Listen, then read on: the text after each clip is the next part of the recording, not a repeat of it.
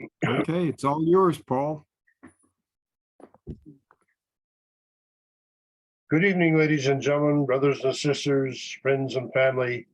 It's a pleasure to welcome you to the Book of Mormon Perspectives Forum again this evening, now in April of 2023, to review some of the previous sessions. And it is our privilege this evening to have several of the previous presenters on hand for that review. We have Robert Messick. I think I haven't seen Ron Smith, but he told me he would be. Rick Bennett, I'm not certain I've seen him yet, but Steve Smith is available with an update with his slides, and Blair Bryant is on. And I have not held the resolutions as priority for tonight, since we've given them 2 previous sessions, but I do have them on backup in the case that we need them. And Ron is here, Paul. oh, good, thank you. So let us pray. In this Easter season, Lord Jesus, we see you as the reason for our best hopes for immortality and eternal life. Your sacred story in which you transform death to glory invites our awe, our appreciation, our gifting you our mortality and its accompanying strife. So we bow before you with hope that you will help us cope with understanding your remarkable sacrifice, and that in the deep mystery of our tangled history, in which we understand whose we are, it might just suffice. For in our deepest cores, we sense that we are yours, and yet we like the sense that we are in charge. So on this forum day where brotherhood holds sway, help our humility enlarge. May our presenters treat amicably their dissenters, and may our participants be kind as we gain renewed perspectives, that our senses can be effective in the tracing of the Keph paths of the mind. For we seek good reason in this Easter season to believe, to trust our lives to yours, beyond the eggs and rabbits, our annually cycled habits. Our souls need glimpses through heaven's doors. For in a pre-dawn world, we find our struggles hurled, and we anticipate more strife. And yet you offer hints, or maybe a larger glimpse, that your way leads to eternal life. Thank you, Lord Jesus, for opening a way for us. In your name we pray. Amen. All right, I'm going to stop the screen share, and we will proceed through the series of excellent presenters that we have. I believe that the sequence will put us.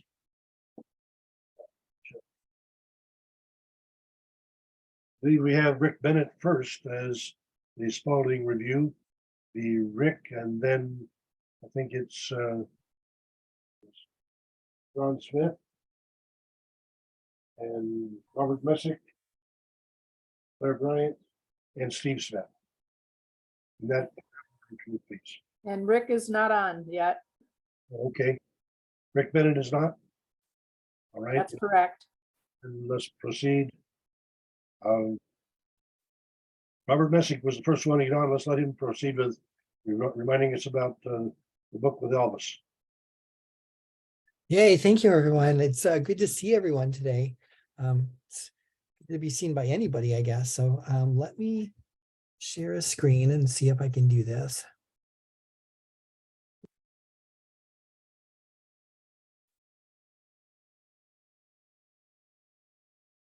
Okay, in early March, I presented on, I was trying to be a little bit silly on this as well, regarding Elvis Presley and the Book of Mormon.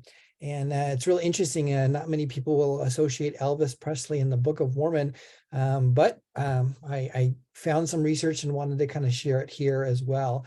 So I wanted to kind of get into it because in January, Lisa Marie Presley did pass away. And so it was just a reminder that the Presley family was in the news real recently. What we wanted to kind of go over was that there was some stories around the Book of Mormon and Elvis in church archives, as well as how Elvis was influenced as well as influential regarding Mormonism or members inside the Salt Lake Church, as well as some kind of research going forward. The one primary thing was that we talked about.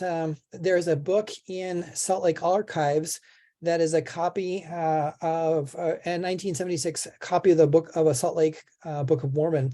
This is traditionally the blue cover with the angel Moroni on it.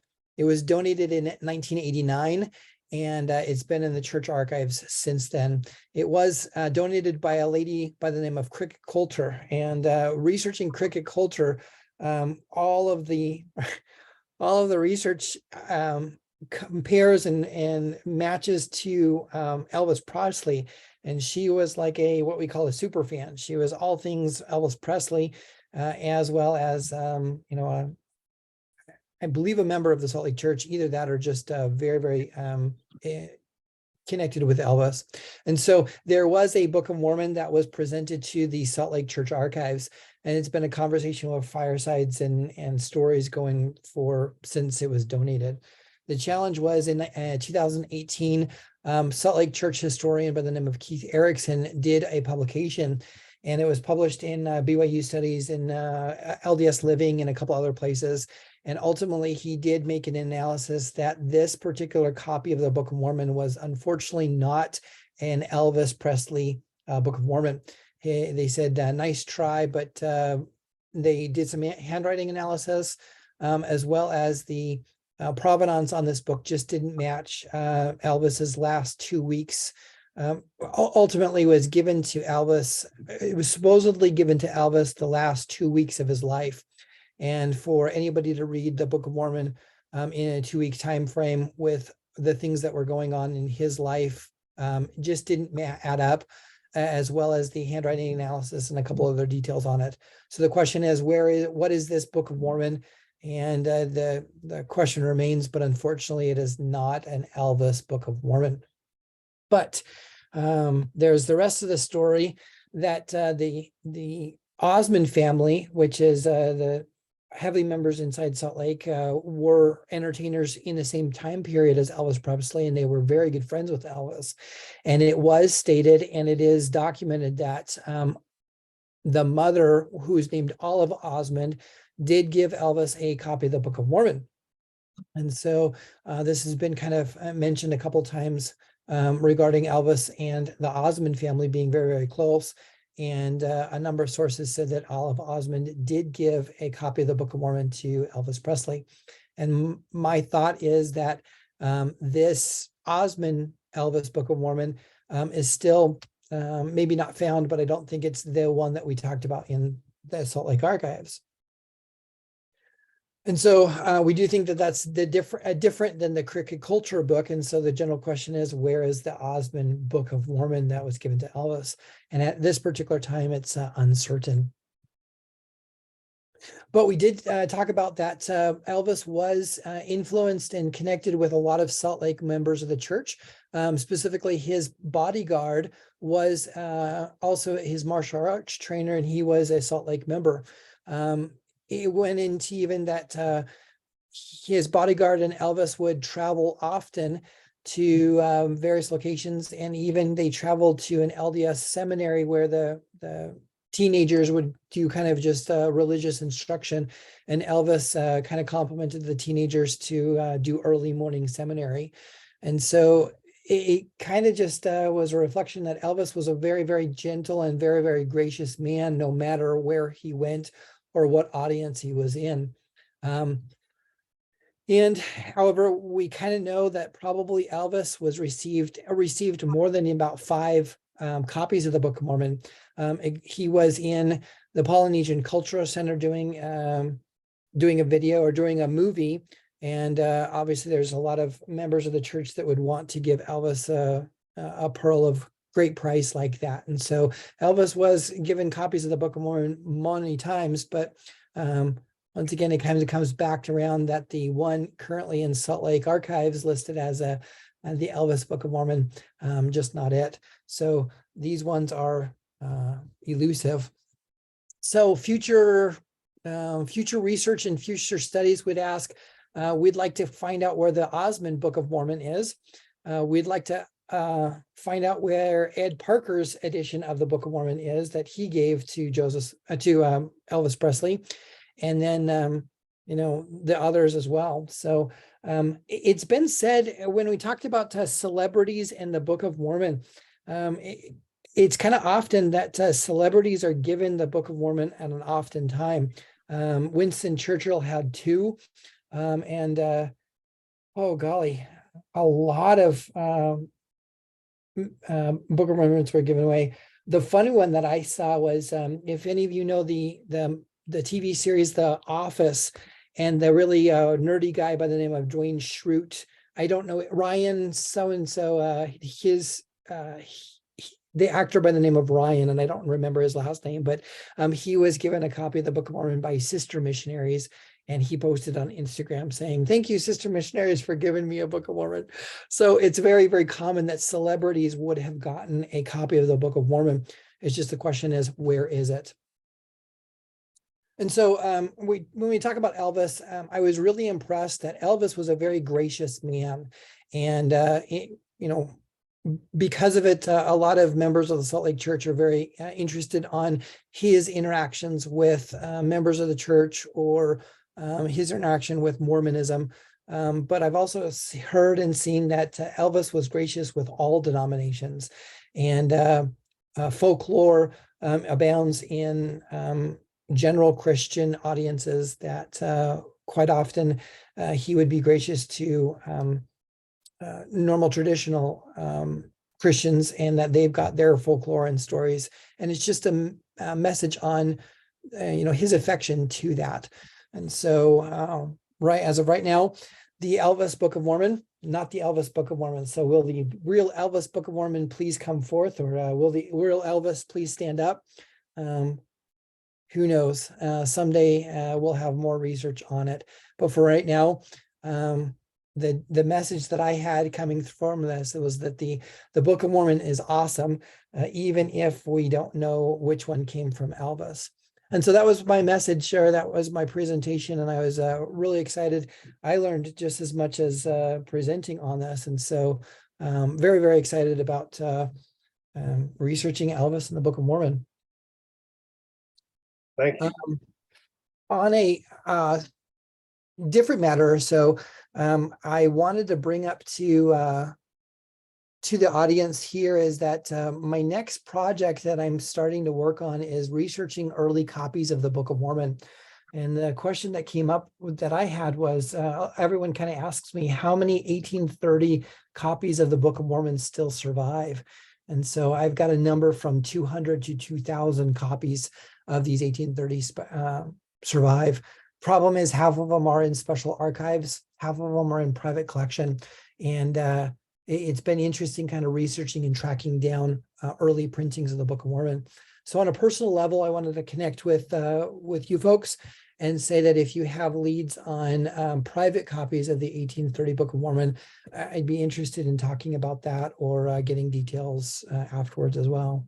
So in general, that's my presentation, and kind of going from there. So Paul, thank you so much for organizing and allowing me to be part of this. Well, thank you. And Robert, let me invite you to Nauvoo this summer. We're going to be continuing the archaeological investigation of the production site for the 1840 Book of Mormon there. Yay. It's produced primarily in Cincinnati. Yeah. Got the stereotype plates and produced at the corner of Bain and Water. And so we'll continue the excavation there in preparation for the reconstruction of that building. And so middle of May until the end of June is scheduled for that project. Looking for volunteers. I dig Nauvoo as our webpage. So Very good. thank you for raising that point about the early Book of Mormons, because Yeah, really, you and I are sharing some interesting research on that one. Okay, Ronald Smith, bring us back to 2 or 1. Well, good evening. It's a pleasure to be with you. Um, I I'm on the road right now. I was visiting my brother Alan over in St. Louis in the hospital there, and on the way back, I stopped because I wasn't going to make it home in time to do this. So I stopped at my niece's house in Odessa. And so we may have some kid noise in the back and a little bit of interruption, but and I may have to leave a little bit early because I need to get home yet tonight. But it's good to be with you, and I'm awful pleased. I'm pleased to have the opportunity to once again share. So I'm going to just do a little bit of a recap, and I'll share my screen here, and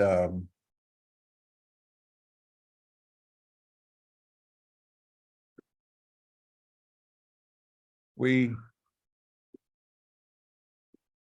talked about Father, Son, 2 or 1, a Book of Mormon perspective seen through a mathematical lens. And the question that we took was, are Jesus and the Father 1 or 2? And we noted that honest Christians sometimes disagree, and even honest Book of Mormon believers sometimes disagree. In order to get a handle on the problem, I did grabbed some of the scriptures from the Book of Mormon, and I sorted them into 2 columns, whether they talked about 1, like I am in the Father and the Father in me and the Father and I are 1, or whether they indicated that there were 2. I have suffered the will of the Father in all things from the beginning. And we found that there are a myriad of scriptures on both sides. This is just a few of them. And so what are our options? Some people choose one side and minimize the other. And by that, I mean they decide that whoever decided on the other side is wrong. And some teach that it's a mystery never to be understood by mortal man. But what I find is so exciting is the hint that there's another intriguing possibility. And I did this by way of parable of a magnet. And suppose the magnet can speak, but you can only see what's in the plane. What might you hear? This is my only North Pole. Hear him. If you've seen me, you've seen the magnet.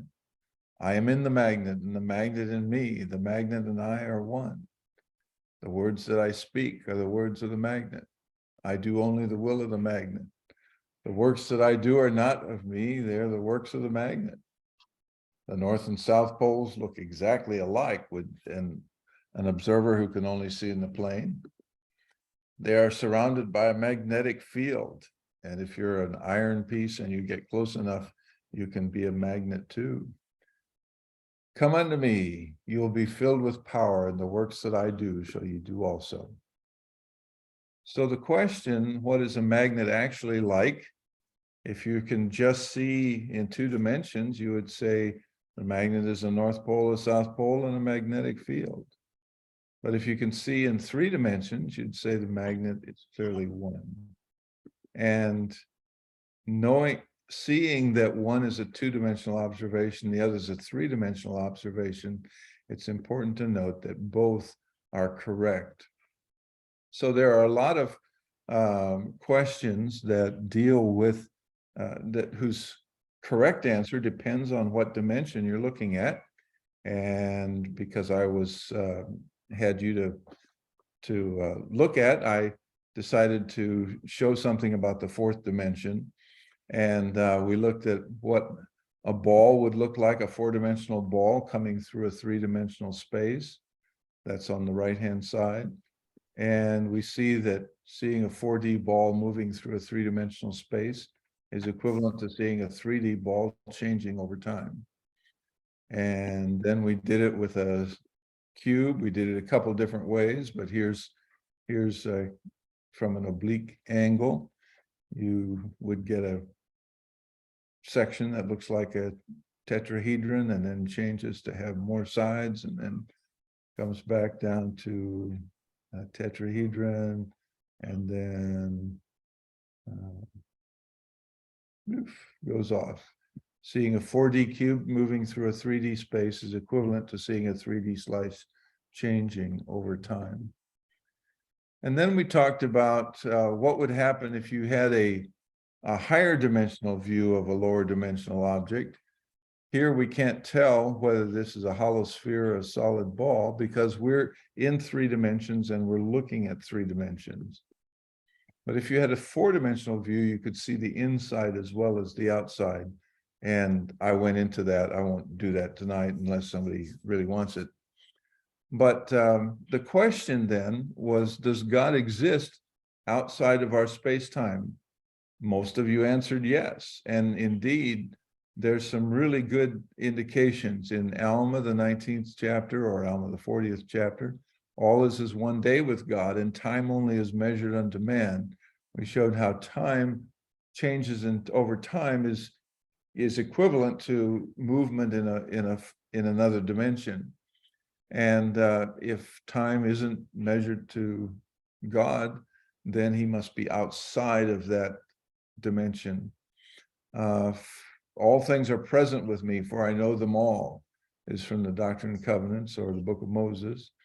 And then the remarkable one where Moses says, but now mine eyes have beheld God, but not my natural, but my spiritual eyes, for my natural eyes could not have beheld.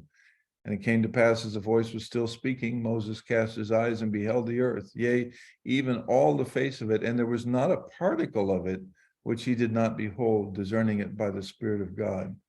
To me, that sounds like an extra dimensional view of our 3-dimensional space-time.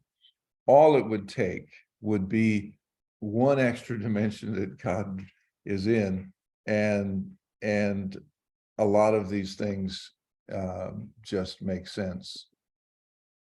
If God is in a higher dimensional space, he cannot be contained in our 3D world. Coming into our 3D slice of eternity means that we can only see a part of God. We can expect the 3D image of God to change over time without changing God.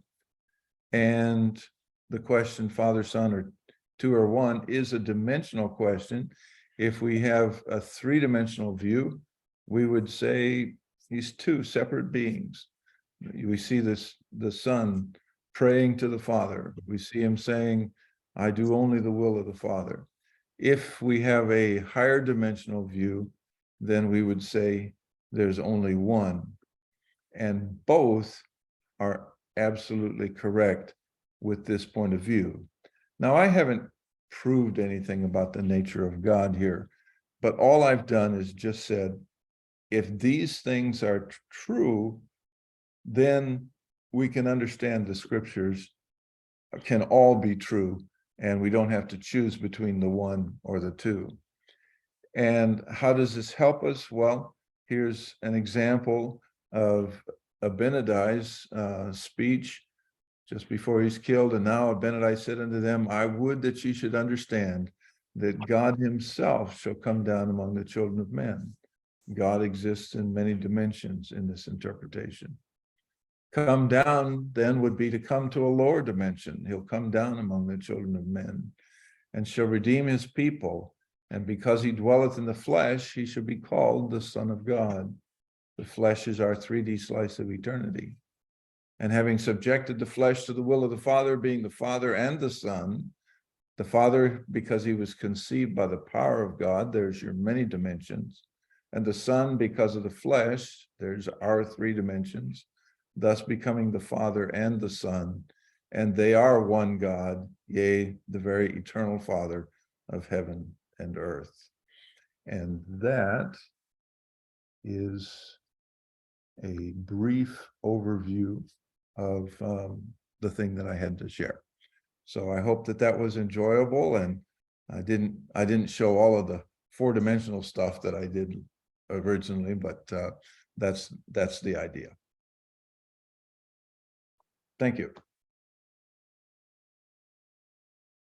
Thank you, Ron. And you'll notice that the pictures of Rena who has moved on to that next dimension are looking over my shoulder and looking through me as well, because she has that extra vantage point by which to see, I think, more as God sees. And wow, what a privilege to have been associated with such a person.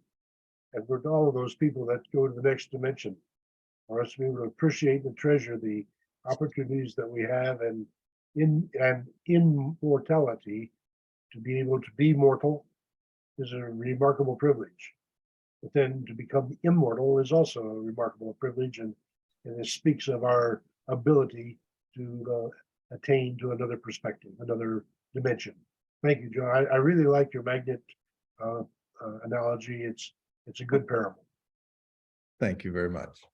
All right, and to Blair Bryant.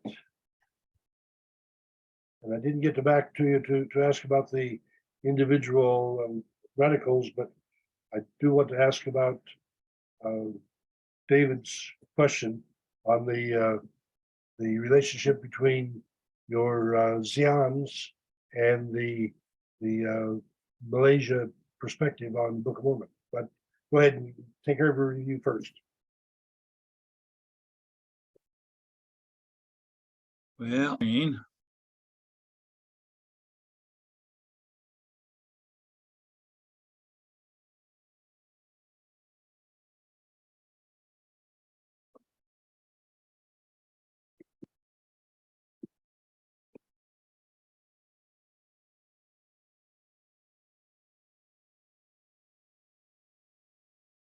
I'm trying to get there. All right. All right. Can you see that, folks? No, not yet. Jared? Blair.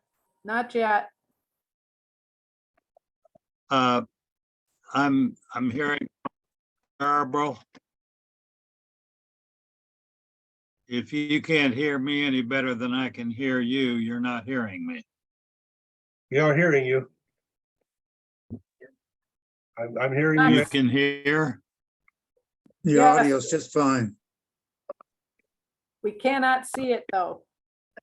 I will go assuming that you can hear me. Please do. All right, I'm going to assume that you all know what a covenant is and about the Abrahamic Covenant. It runs through the Bible. The major part of my presentation a couple of weeks ago was the Jaredite migration from the Tower of Babel to the New World. And that's what I want to focus on tonight. I think there are several unique concepts that need to be reconsidered. And I have, as a matter of fact, discovered something else that I would like to share with you. Proceed. In the book of Ether, we have in the 6th chapter an abbreviated genealogy of ancestors back to, did I say 6th chapter, the 1st chapter, back to Jared, the leader of the Jaredites. That's in the 6th verse there. But starting with the 7th verse comes up with the covenant aspect of the Jaredite covenant. Jared came forth with his brother and their families and with some others and their families from the great tower at the time the Lord confounded the language of the people. And I'm going to skip down here. The brother of Jared cried to the Lord that he would not confound us so that we may not understand our words. So the Lord granted that wish. And it says, it came to pass that Jared spake unto his brother, saying, go and inquire of the Lord, whither he will drive us out of the land. And if he will drive us out of the land, cry unto him, whither shall we go? And if he will drive us out of the land, cry whither we shall go. But the Lord will carry us forth to a land which is choice above all the earth. And if it so be, let us be faithful to the Lord, that we may receive it for our inheritance. Now, this was from the viewpoint of the man. They wanted to go to a place that would be their inheritance. And the aspect, however, from God's viewpoint was God wanted to spread people out over the world. It's quite a different viewpoint. The usual assumption is that a body of probably a couple hundred people traveled from the Tower of Babel to the Promised Land in 8 barges following Jared, and that would be about 25 people per barge. Even if the entire group were as small as 100, that would make the number of people only about 12 to 15 people in each barge. But God's purpose was to disperse people around the world. Thus, I think we should make a new assumption. The body of travelers was probably much larger and was repeatedly depleted by dropouts who settled or migrated in new directions. So the number that followed Jared to the Promised Land was probably much smaller. And there were more small groups that dispersed more and covered more territory. I had another assumption that the Jaredites remembered the story of Enoch and the city of Zion. We are told that they had a record. We don't know what language it was in, but we are told that they had a record of it. And what all we do have about Zion is the word in Hebrew, and the Hebrew spelling right here, Zayat Nun, Zion. It means conspicuous or outstanding. And that comes from the book of Genesis. It's only in the inspired version. The Lord called his people Zion because that means Zion means something. The Lord called his people Zion because they were of one heart, one mind, dwelled in righteousness, and there were no poor among them. And what we found out is that Zion means conspicuous or outstanding. So that that is what allowed God to, in the process of time, take Zion up into heaven.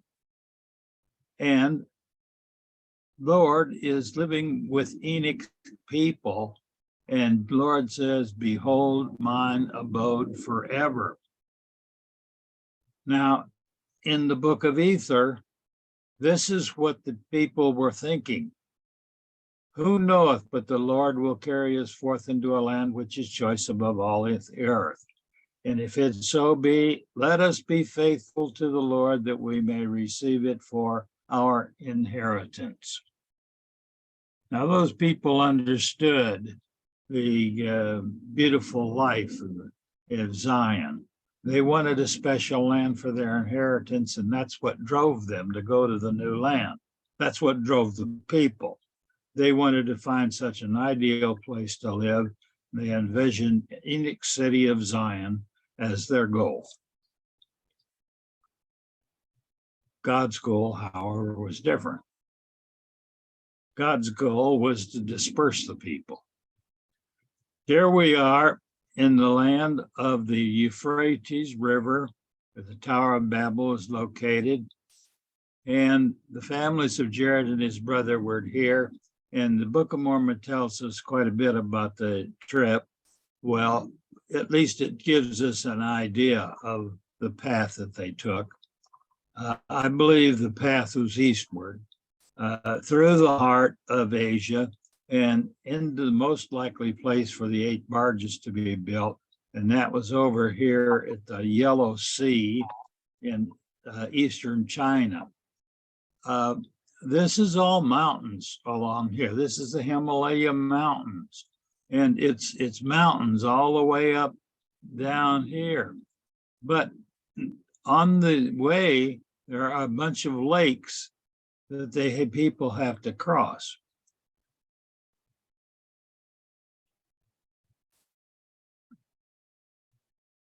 So the description that we have in the book of Ether is that the brother Jared and Jared went down into the valley, which was northward.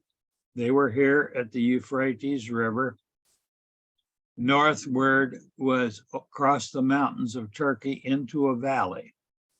They went down into the valley, which was northward, and this is southern Russia, just east of the Ukraine where the war is going on now. It came to the pass that the Lord commanded them that they should go forth into the wilderness to that quarter where there never had man been. And the Lord went before them, gave directions whither they should travel. This is the area that they have the Caspian Sea, the Aral Sea, but the Aral Sea is almost completely dried up now. So on many maps, it doesn't show anymore, but it's been there for thousands of years. And there are other seas as they went along the road to the east. But the mountains are along the top, the north and the south. So they had to cross bodies of water that had mountains on both sides.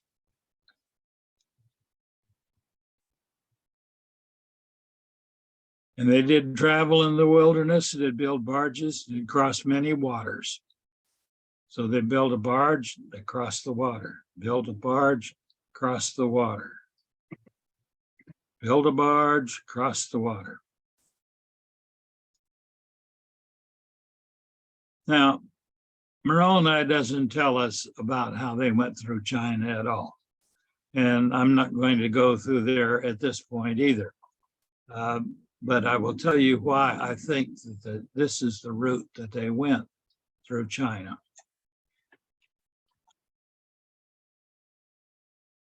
When they got to the Yellow Sea, or wherever it was, if it's not the Yellow Sea, it's someplace along the eastern coast. When they got to the Yellow Sea, it says they were, the wind never did cease to blow toward the promised land while they were on the waters. They were driven forth before the wind. They were driven forth 344 days, and they did land on the shore of the promised land. But if they left the Yellow Sea here, they travel out this area into the Pacific. The Japan currents and the prevailing winds would have carried them northward. Suppose one of those barges stopped at the Kamchatka Peninsula right here. That could populate Asia. A population in Alaska, for example, a barge stopped there, that population could populate all of the northern hemisphere of the North American continent. But there are other places that barges could have stopped. We're only dealing, I think, with one barge with the brother of Jared. And that would have been, in my opinion, down here off the coast of Mexico or Guatemala area. Guatemala is not on the coast, but it's in that area, I believe. At any rate, this would explain how we've got the DNA of the Jaredites extending from Siberia, Alaska, down all the way to the tip of South America, as the DNA studies have indicated to this point. Now, there are no Middle Eastern animals or grain in the Western Hemisphere, so the Jaredites must have consumed everything they brought with them during the trip. When they arrived, they had practically nothing left, so they found maize, yams, potatoes, squash, and founded their new food sources on local animals and plants. Now, let's go back to China. I'd like to consider the probable trip through China before they got to building the 8 barges. We'll start on the western edge of China. There was a 3,000-mile wall of mountains that stretched from Turkey area up until Siberia, north of the Caspian Sea and so on. And they wouldn't have been able to cross that line except for one place. I believe that Moroni gives us some information about how they got into China itself. And it all deals with this Zungarian Gate, which is in western China, borders on Kazakhstan over here. At one time, this Lake Alakol, geologists tell us, was the mid-Asia Mediterranean Sea. And it was backed up behind a string of mountains here. And in this gate, there is an empty space that is roughly 6 miles wide. And here at this elevation, on the northern side, northeastern side, the elevation there is roughly 10,000 feet. But if you look at this mountain, this right here, this is 15,000 feet, roughly a mile higher than on the right. There was a lot of dirt that came out of that and settled here. And where did that dirt come from and how did it get there? I think Moroni inadvertently tells us a little bit about that. He is describing the great faith of the brother of Jared, and this is not in the section where it tells about the trip itself, but this is the brother of Jared's action when they arrived at some place where there was a mountain. For the brother of Jared said unto the mountain Zerin, remove, and it was removed.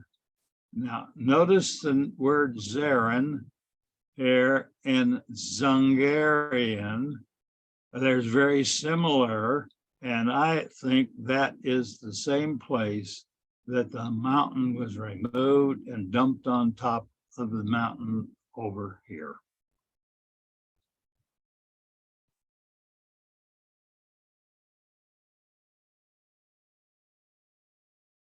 All right, now they got through the mountain.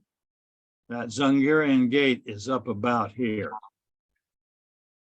Getting down to the Yellow Sea would have been relatively easy.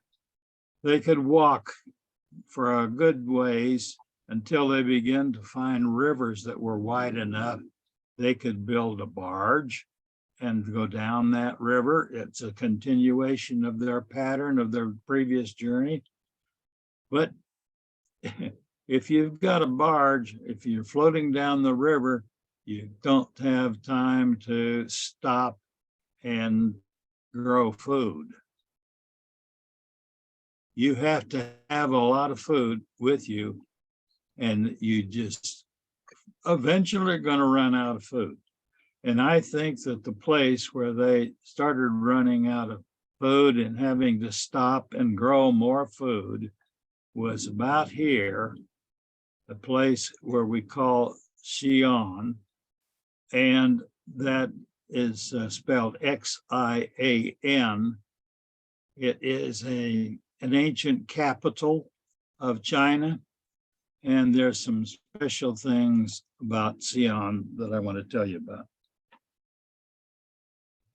Here's where Xi'an is located.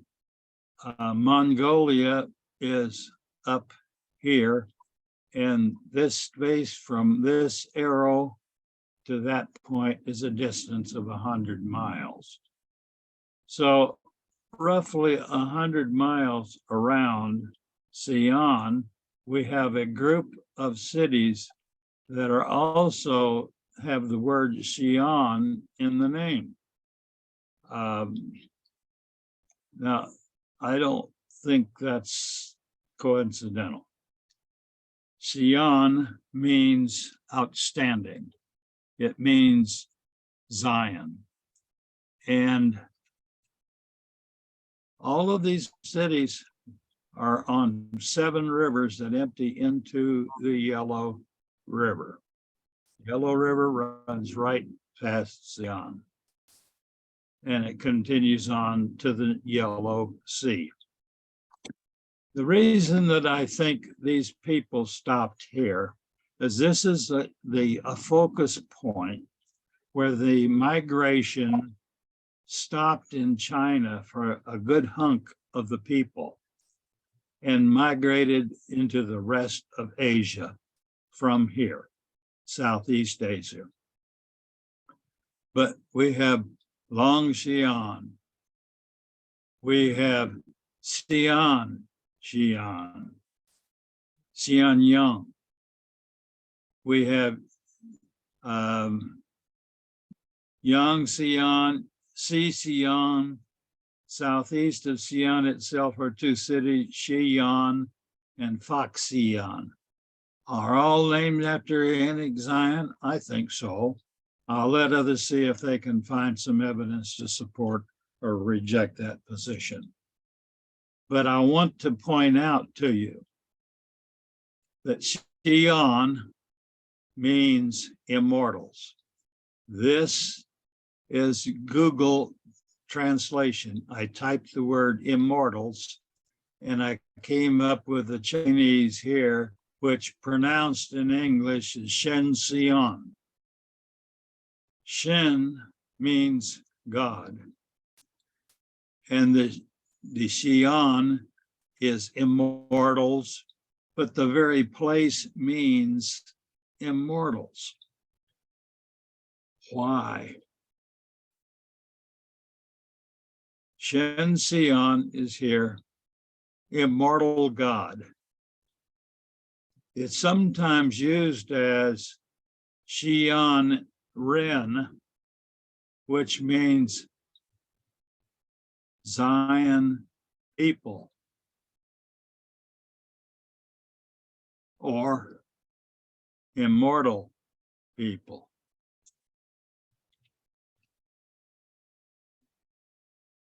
So if you got just Shen, it means God. If you just got Xi'an, it means immortals. Shen Xi'an means God, immortal. And Xi'an Ren means immortal persons. Okay, I'm going to stop now. I have other slides to show you about some Chinese characters if we have time during the question time, but thank you for the opportunity to share with you. Thank you, Blair. Steve Smith, let's pick yours up too. Paul, you broke up on that kind of, what was that? I'm saying, let's go to Steve Smith, the Liberty Hall. Okay, and Rick has joined us too. I don't know if he's ready to present sometime, but he is here, just so you know. Okay, well, we'll go with Steve first. Good evening, and I don't have well, I had assumed this was an hour total presentation, so I may have to leave pretty soon. But one of the things that Folks, I'm not hearing anything except garble. well, I'm not sure what's up with that, Blair. I think I'm hearing him fine. How about everybody else? Perfect. Proceed, Steve. okay. Let me see. I need to share this screen.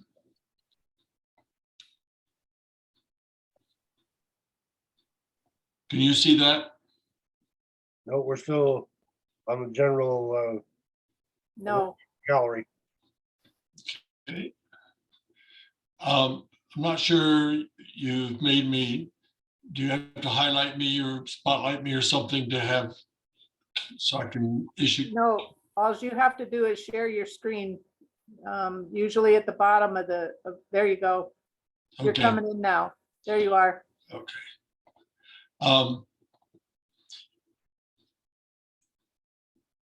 Wasn't able to share the slides when I talked before, but this is where I was presenting from Liberty Hall, historic site in Lamoni, Iowa. And let me just run through these quickly. We talked about Joseph Smith III's, the influences from his time of living in Nauvoo, growing up there, but not just during his time before 1844, but even more afterwards. And we talked about that. This is where he grew up. We talked about his family. This was his first wife, Emmeline, Bertha, his second wife, and Ada, his third wife. Saturday was our opening day for Liberty Hall for the 45th season, 2023. And Wendy Eaton gave a presentation as a part of our open house about the wives of Joseph Smith III, the three successive wives of Joseph Smith III. And if you would like to see that, you can go to the Community of Christ Historic Sites Foundation Facebook page, and you'll find a link there to that. These were his family life was extraordinarily important to Joseph.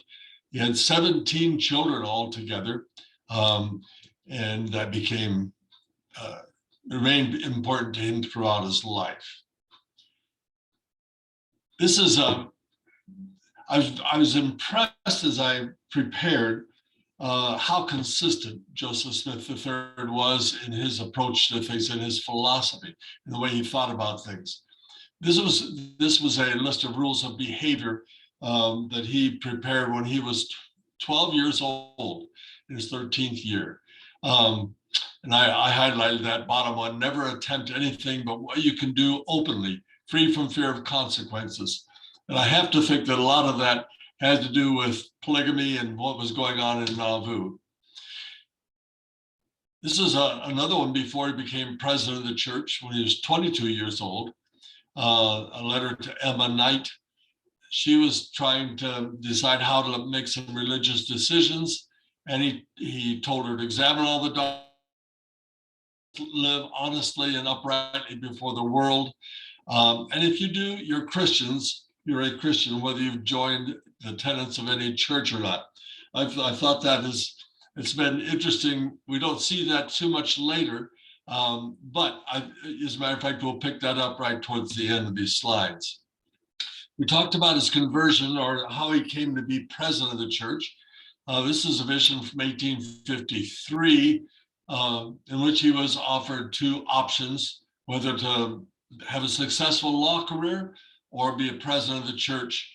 And we saw that both of those, he tried both of those choices, actually. He studied law, and his stepfather, Major Bideman, encouraged him in that. But he ultimately concluded he was not successful for that. That wasn't what he wanted. Well, actually, his family helped him in that decision, because he got kind of wild during that period of his time. And then turned towards the other study of the church history and scriptures and so forth. Experience where he was told not to go to Utah because he was struggling with that decision. And in 1859, that the saints in Zarahemla were the ones that God was most acceptable to God. After he was ordained in 1860, he came back to the Nauvoo house, to the homestead, and remained here 5 years, first 5 years of his presidency. Before then, they moved to Plano, Illinois. Didn't spend much time on the Plano period, but I did talk about some of his accomplishments. One of the ones was his emphasis on peace. This is a statement that he made when he was 13 years old. This was during the exodus of Nauvoo, when the LDS were leaving Nauvoo and prosecuting or persecuting those that didn't accept Brigham Young. And as a result of that experience, he made this statement: "May God soon end the day when the curse of intolerance may be known no more in the land." He matured as president of the church, this was towards the end of what I was presenting, but I was struck by this sermon in 1894 in Lamoni. He said, and he's talking about his ecumenical, I should back up and perhaps say, this is after the manifesto in Utah, when they rejected plural marriage and polygamy. And so Joseph Smith, that had been an emphasis of his ministry before, it no longer was, and he began to turn to other things in his leadership. In this sermon, I'm struck by this. He said, "We're not necessarily antagonistic to the truth that they of different faiths may have. We have a right to examine all of them one by one. We have a right to select that from them that is true. We have a right to accept or use it, and if it be true and antagonistic to that which we personally hold, we are under obligation to drop our opposition to it and conform to that which is true that we may find elsewhere." And went on with that. We talked about the establishment of Lamoni and the things that they accomplished there before he moved then in 1906 to independence and spent the last few years of his life there. We're going to stop sharing. During the question period, Wednesday asked a question that has been intriguing to me. I keep coming back to it.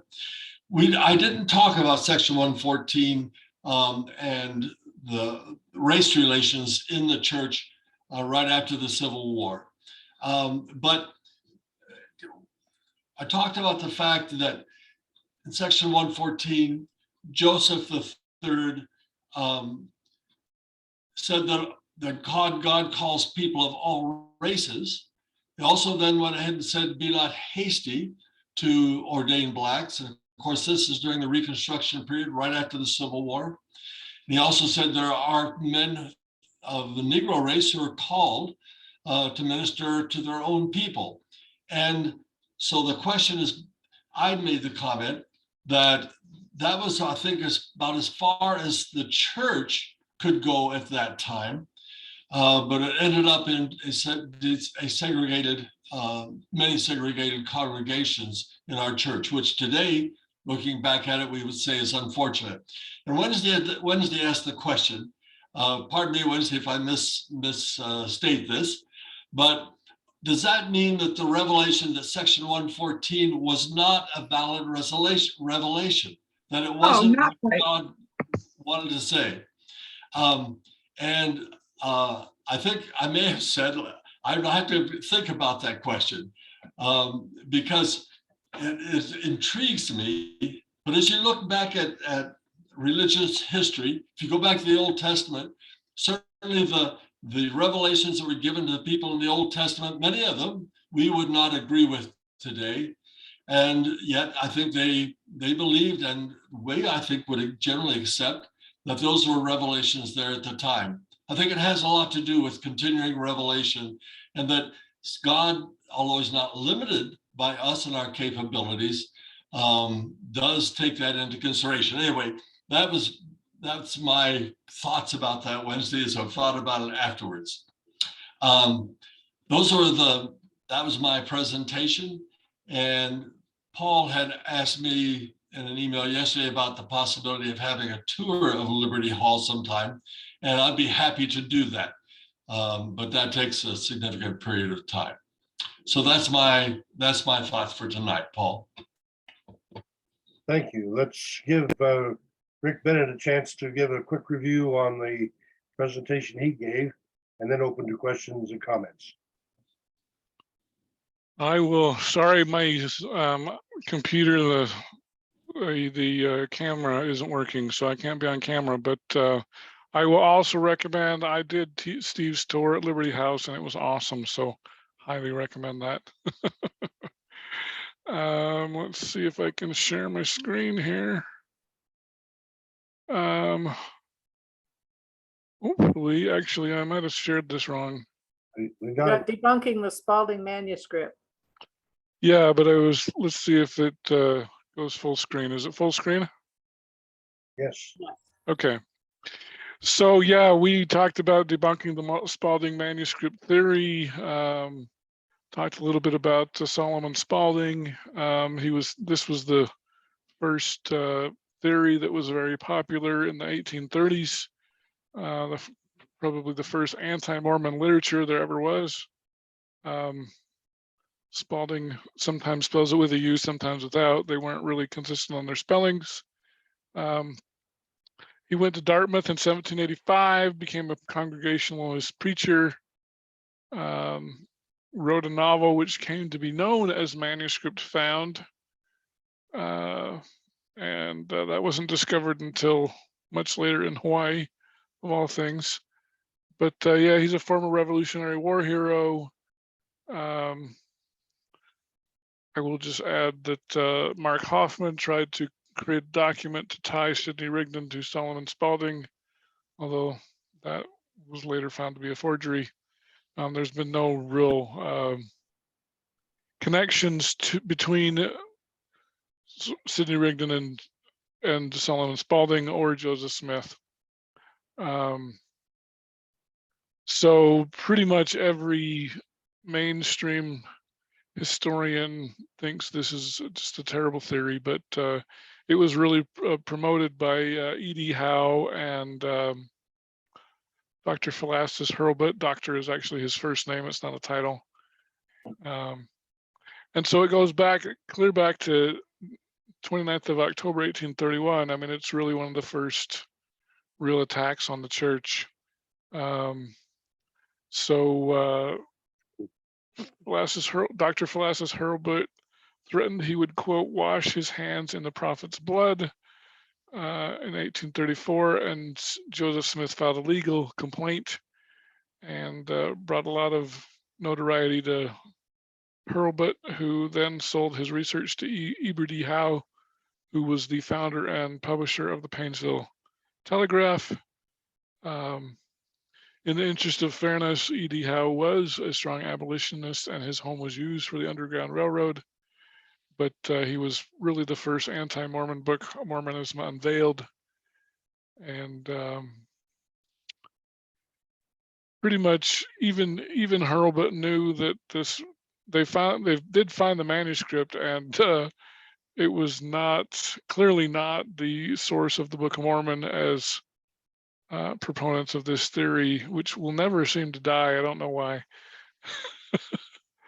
But we actually, so Hurlbut actually proposed a second lost manuscript, you know, kind of the like the second gunman on the grassy knoll. This has never been found, and I don't even think it exists. But Fawn Brody did a pretty good takedown on this theory in No Man Knows My History. There's never been any ties between Rigdon and Smith before 1830. L.L. Rice was the person who discovered it. And he said, I'm of the opinion that no one who reads the manuscript will give any credit to the story that Solomon Spaulding was in any wise the author of the Book of Mormon. And he was convinced that more than half convinced that this is the only writing of the sort, and just a sheer fabrication. So you can actually download manuscript. Well, we've dubbed it Manuscript Found, and it was first published in 1885 in Lamona, Iowa, by Joseph Smith III. So maybe near Liberty House. I don't know. Steve might know more about that. But anyway, it's just a hilarious read if you actually read it. Anybody who's a proponent of it, I just say you need to read it because it's pretty terrible. So we actually went through the story. I will say the one similarity is the story of how the manuscript was found. Rather than Egyptian, it was Latin scrolls, and it was on paper rather than on plates. But there are some interesting commonalities there. But the spelling's pretty atrocious, and one of my favorite phrases in the book is the healthy buxom lassies are mentioned in the book. Mentioned some of the terrible. I mean, these are just like Gilligan's Island kind of portrayals of the Indians. It's pretty funny. Nothing like the Book of Mormon. So we went through the whole thing. I'm not going to read the whole thing, but I just tell people to read the manuscript, and I think it's pretty. Even Dr. Philastus Hurlbut knew it wasn't a source for the Book of Mormon, and L.L. Rice, who purchased the assets of the Painesville Telegraph and moved them to Hawaii, agrees that this really has no resemblance to the Book of Mormon. So talked about some others who have tried to revive it. There was a Jocker study by some Stanford researchers, Matthew Jockers, Daniela Witten, and Craig Criddle, who claimed that 57% of the Book of Mormon was authored by Sidney Rigdon and Solomon Spaulding. Some BYU researchers used the same methodology, and by that methodology, Sidney Rigdon had also authored the Federalist Papers, which, I mean, he wasn't, I don't even think he was alive when that was written, but anyway. So they've pretty much debunked that theory pretty well. And I mentioned the Hoffman link, tried to create a land deed. So anyway, it's just a silly theory. I don't know why it will not die, but it's very popular in ex-Mormon and critical circles, I'll say. So anyway, that's a quick overview of my presentation. So I'll stop sharing. Let's give Steve a chance to respond there.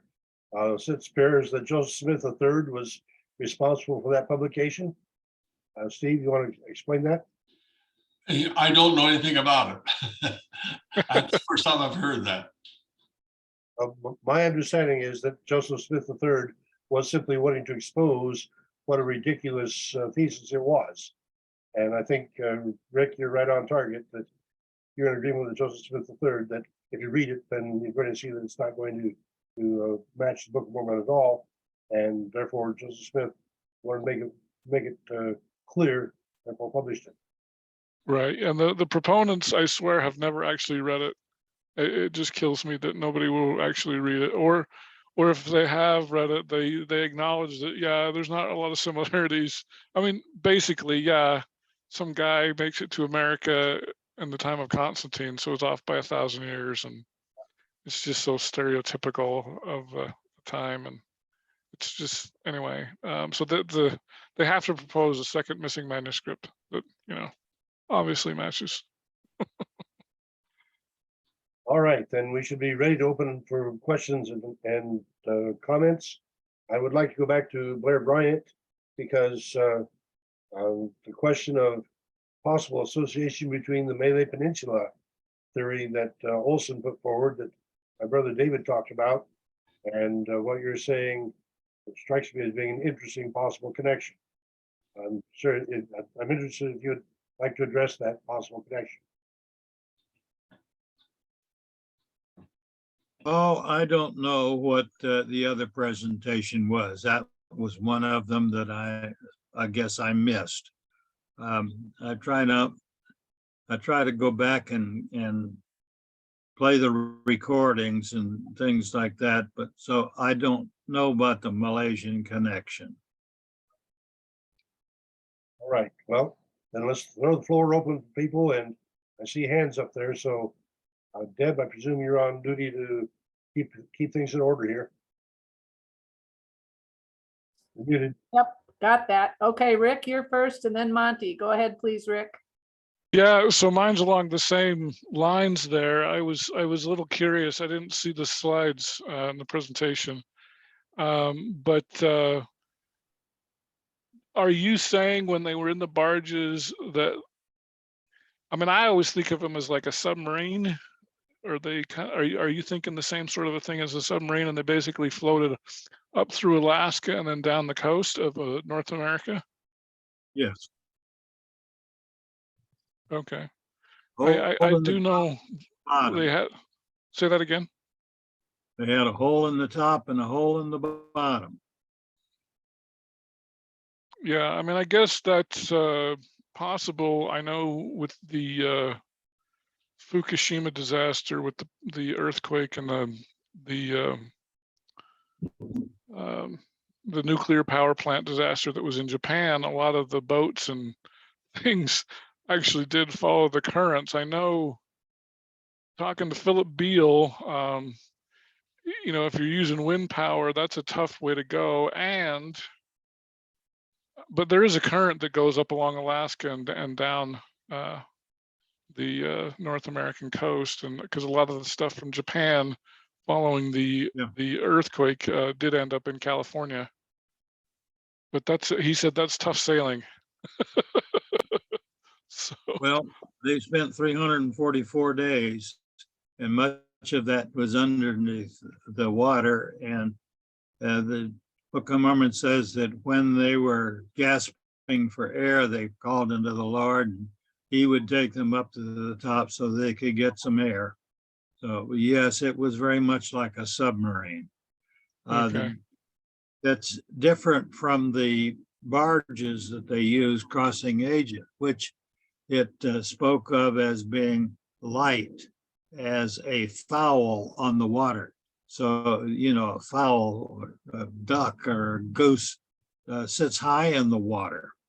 It just the legs down under the water and pedals. But when it came to the barges going in the description that I see going across the Pacific, they were under the water much of the time. I will just add one more comment. I don't know if you're familiar with Philip Beale. Are you familiar No. with him by chance? So he's a non-Mormon and likes to recreate some of these ancient voyages. And he basically sailed in a 600 BC ship from Syria, went down through the Suez Canal, down the east coast of Africa, got around to Cape Town, South Africa, and then his goal was actually to circumnavigate Africa, but the winds took him almost to Florida. It was only about 300 miles from Florida, and he was trying to turn that thing around. But it took him 2 years and 2 months to do that. And he said that the Atlantic crossing is half the distance of a Pacific crossing. So, and apparently the ancient Phoenicians that he was trying to recreate this trip, it took them 3 years to circumnavigate Africa. So 1 year across a bigger ocean seems quite fast. So I don't know if you've considered that, but No, I'm not going to try to debate it. That's just what the Book of Mormon says, 344 days. And it said that they were driven before the wind and the waves. And but the wind goes the other direction. That's one of the other problems. no, I don't think so. We have Yeah. winds. Philip said that the sailors always say west is best. And so if you're going east from China, Japan, up through the Aleutians, I mean, there is a current that will take you there, but the wind's going east, or excuse me, it's going west. So it's against you if you're trying to travel east, I if that think makes you're sense. the Atlantic region. Well, both the Atlantic and the Pacific Oceans, the winds basically go west. Well, you could be right, but that's not my understanding. Weather goes around the world west toward east. Yeah, but that's up in the atmosphere, not on the ocean.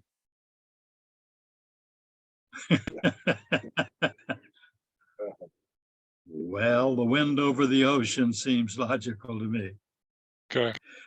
Okay. Okay. You done, Rick? Yep, I'm good. Okay, thank you. Monty, go ahead, and then David. When I was looking at the construction of the ships that they sailed in, or I say sailed, I don't mean that, but that they moved in, it always occurred to me that while they were designed to resist sinking because of being capsized, I don't think that they were designed for continuous submersible locomotion. I just don't picture that as a part of their design. You know, a lot of people have different opinions on that. Anyway, one of the other folks was talking about different dimensions of God, and I've always felt that God exists in the same dimension we do, which is now, and that memory, you know, I mean, that the past is a concept that we have, and that we're able to picture in our minds, just like the future. But actually, when you're talking about practical existence, we're existing right now, and the good Lord is in the same place we are there. I know you all can have a hard time trying to picture me as the kind of person that would tease her wife, but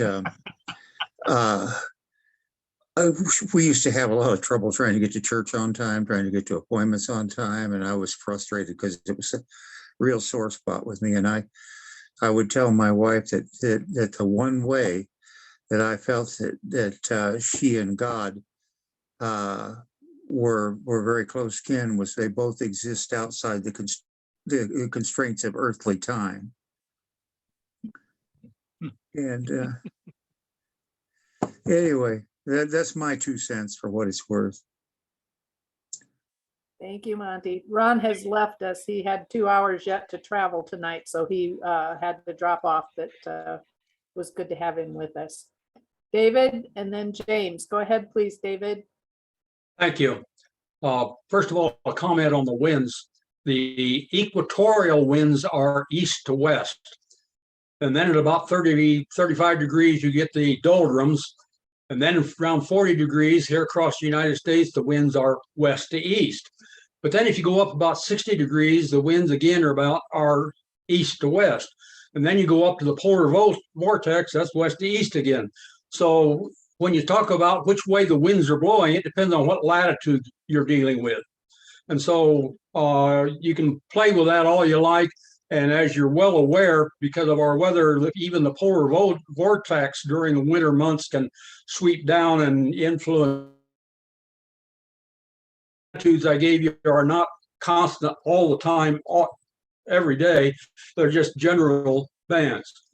On the, I wanted to comment on, first a comment on Blair's presentation. Is not the Blair, really, it's the Book of Mormon for the Jaredites.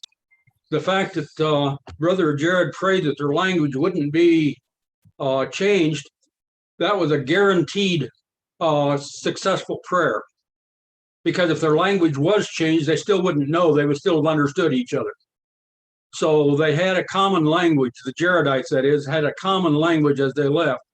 I'm curious about that common language that they had as they left, and Brother Blair's indication of settling the world that way with a large group, which I find a rather intriguing idea.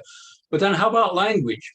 Is there language constants that would indicate that all those areas that Brother Blair has talked about have a common base back somewhere where they were all of the Jaredite group.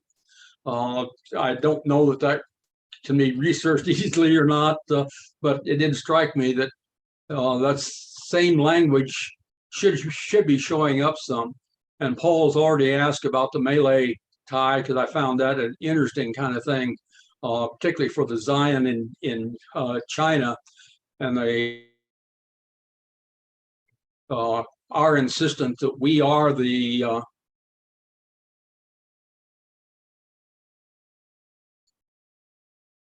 Lehi people. It's interesting to see that there are other places that could be the Jaredites being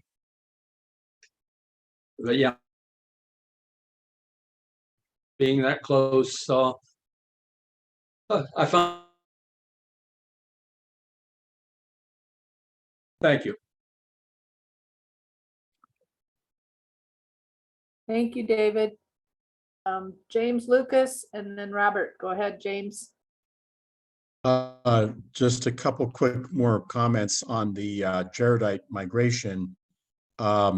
First of all, since the Book of Mormon doesn't mention sails on these barges, I think that the passage from Asia to North America would likely have been just based on the ocean currents. And my understanding is that, in fact, the Northern Pacific Current from East Asia to North America is about 340 days.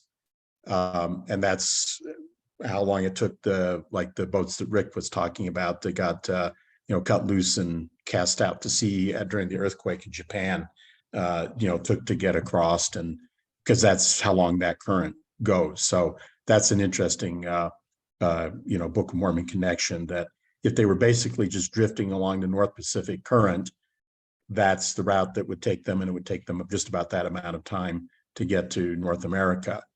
Also, I was just going to mention that there's a substantial archaeological community or view that used to be argued that the Native Americans came across the Bering Land Bridge, but that's been questioned in recent years. And there's a lot of archaeologists who feel that it's likely that the Native Americans, or that's, it's very plausible Native Americans actually came across on the water. Now, of course, they're not thinking in terms of Jaredite barges. They're thinking in terms of large canoes that skirted along the edge of the ice sheet, but nonetheless, that old Bering Land Bridge thesis has been, diluted a lot in recent archaeology.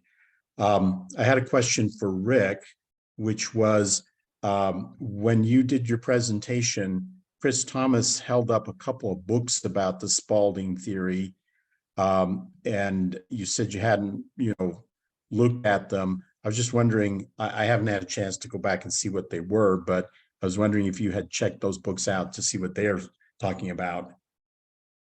I have not. I do know, I think one of them was by Warren Cowdery. But yeah, I haven't checked them out. Okay. And you're speaking on Friday, right? I am. And you're going to be See you there. there. We'll see you there. For those of you, anybody who's happens to find themselves in the Salt Lake City area this coming weekend, we're having a large conference on the Book of Mormon, sponsored by the FIRM Foundation. And Rick and Jonathan Neville and I will all be speaking there. Yeah, I will just tell everybody I'm updating my presentation that I gave here previously. I've got at least 4 new theories that I didn't know about. Okay. So it'll be updated. All right, that's fun. Okay, thank you. Okay, Robert and then Monty. Go ahead, please, Robert. Hey, well, Rick Bennett, good to connect with you. James Lucas, nice to see you. It's the first time I've heard Rick Bennett's voice actually on a Zoom call, so I'm really excited to hear Rick Bennett. The question I have, Rick, for you is the other manuscript that has acted as a competitor manuscript is the one called View of the Hebrews. And the question that I have is, I know that your presentation was specifically on the Spaulding one, but I wanted to know if you could give us the 45-second view of the Hebrews, what it's how it compares to the Spaulding manuscript, and then any kind of pros, cons, rebuttals around the view of the Hebrews as a alternative source for manuscripts. So what I would say about Spaulding is if you read it, it is just hilarious. Like it is funny, like unintentionally funny, I think. It's entertaining. I think I said last time it's like reading Gilligan's Island. Like it's funny. It's that kind of a book. View of the Hebrews, on the other hand, I actually purchased a copy on Amazon, and oh my gosh, that has to be the most boring book. I couldn't get through it. I was just like, this is so freaking boring. It's like reading a textbook. I know there are people who've made claims there, but once again, I'm sure there's similarity, just like with the Spaulding manuscript where Fabius, instead of Lehi, travels across the ocean. Like I'm sure there's some sort of surface level similarities there, but honestly, it's not scriptural. It doesn't read like scripture. It reads like a textbook. And so once again, to me, you're reaching pretty hard, to find parallels there. The best I can say, I think I got Dale Broadhurst, who's kind of Mr. Spaulding. He's probably the biggest proponent. I think he's still alive. Last I heard, he was living in Hawaii, and I think he's in his 80s. But his comment was, and kind of like along with Dan Vogel, there were a lot of these books that claimed that the Native Americans were from the Lost 10 Scribes. And so if you look at Spaulding's manuscript found and View of the Hebrews and what's the other one? There's something about a war. Can't remember what that one's called. There are lots of examples of literature where people believed the same as Joseph Smith. But to me, to say that any one of them, other than being a very distant inspiration for Joseph, if you want to believe that Joseph wrote this, and then yeah, I guess you can say, well, there's a lot of other books that relate to that idea. But I think it's silly. It's a silly charge to say that Joseph plagiarized View of the Hebrews or Spaulding manuscript or any of these other books that are out there. But yeah, it was kind of in the water. It was kind of natural. Oh, the Indians must be from the Lost 10 Tribes or something. But that's as far as you go with that, I would say. Very good, thank you. Mm-hmm. Hey, Monty, it's your turn. Go ahead. Well, the one thing that I did find tough to picture as far as Jaredite migration was concerned on the boats, and specifically, is in the construction of the boats. The boats were designed to survive being capsized, and if they went before the storms to get here, there was probably a lot of that type of activity. And I have this image in my mind of 344 days of living inside a maraca. And it just kind of, I'm thinking, unless the Lord invented inertial compensators for the inside of the ships, it was a pretty rough ride. And a lot of people can die from just, I mean, we've seen that with problems with airplanes that hit turbulence in the air. You know, they hit hard enough, people get damaged and sometimes killed just rolling around inside the aircraft. So, you know, that's the one exception that I had as far as the idea either there's something about that I don't understand, or something that about the nature of the vessel, the way it was designed, that, you know, is different than what I understood it to be. But I find that there's more than just one or two things I don't understand anymore. It's you know, I thought there was a time when I thought I knew everything, but I'm much to my surprise, I'm finding out that maybe I was wrong.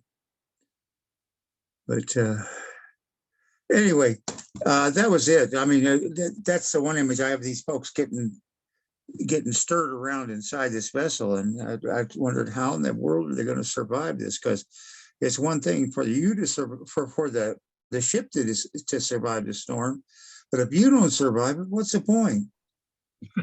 Well, they did. At Yeah, least I know, and that's barge did. At least one barge did. yeah. Well, anyway, you guys, I've really enjoyed tonight's deal. I think I'm going to have to sign off here pretty quick, but I appreciate everything you had to say. I always enjoy different points of view, and well, I may not understand or totally agree with something. I find it fascinating. Thank you, Monty. Paul, it looks like next. All right, well, I did want to compliment Blair again. I just really find the explanation intriguing that they would have eaten the foods that they carried with them. They would have had to stop, produce more food and eaten that. And so by the time they get to the Americas, they're not going to be carrying the original foods with them anymore. They're having to adapt. And I think that long-term trip explanation for them to have to adapt as they travel is useful in that respect. And I appreciate that idea. So I appreciate the presentation too. Thank you. I did want to get back to you. You had something about the characters that you wanted to present. I want to give you the chance to address that. I have some slides about some Chinese characters. I don't know. When I was presenting, anything that I heard was a garble. I don't know how well it came across to you. Did you see all the slides? We did not see the slides, but we heard you quite clearly. You did not see the slides. Well, we did the first time, but not tonight. Okay. All right. Let me see if I can't call up.